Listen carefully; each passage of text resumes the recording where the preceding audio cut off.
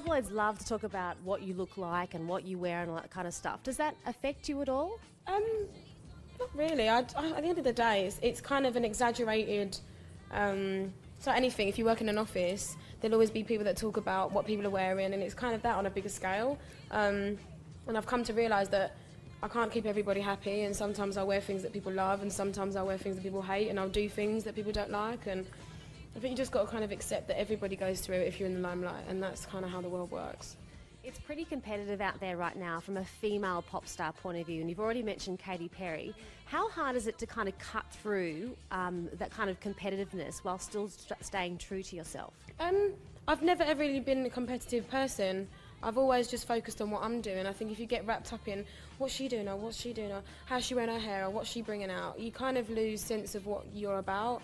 And I respect every single artist that's out there, because realistically, however similar people may try and make every single female that sings, seem, everybody's very different and has their own special thing, which is why they're successful in the first place, and they have their fan base in their own right. And I think it's just a fashionable thing to compare and to try and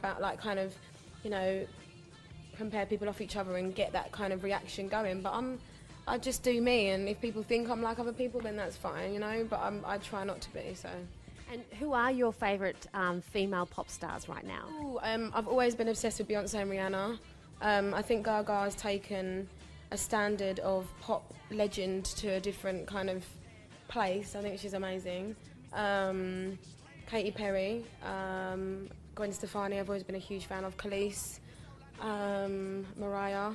So many up there. There's hundreds, and I think people forget as well that, I'm the same age as Rihanna, and I've always looked up to her in the fact that she's done so much, and we're the same age. But I look at people that they're all the people that I grew up listening to. I'm still a baby. And stylistically, are they your inspiration too, or do you look elsewhere from a style perspective? Style-wise, I don't really look anywhere. It's really weird. People always say to me, like, oh, where do you get your style from? And I'm just like, I just know what I like.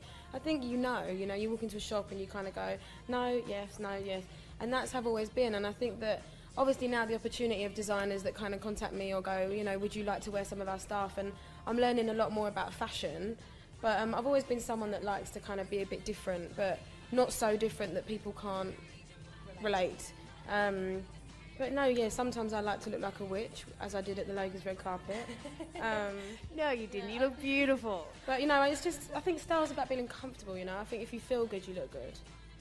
How have your health problems shaped your career? I think they've made me very disciplined. I think they've affected my music in that kind of when you've got health issues, obviously anyone that has health issues, it's not easy in any form, whether you've got a cold or you have a minor stroke like I did. It's how you feel and how you allow it to affect you. And I think that for me it just threw me into a place of, okay, this happened, and I'm coming back from it, and I'm going to go and get my dream and not waste any time, because I can't guarantee that I'll always be here. And what does this might be hard to sum up in a few quick words, but what does the Jessie J dream look like?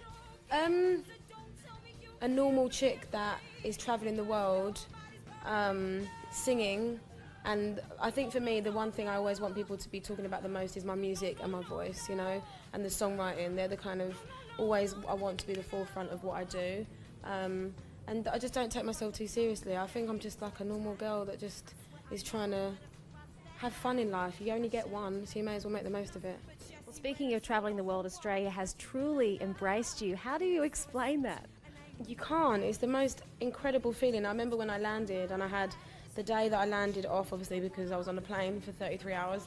And then the next day I had the morning off, and I came downstairs to go for dinner with my tour manager, and these girls started running at me, and I was like, Rich, why are they coming over? And he was like, they know who you are. And I was like, I completely forgot that I was Jessie J, and I was just like, oh my God, hello, nice to meet you. I'm not quite, this is all like weird.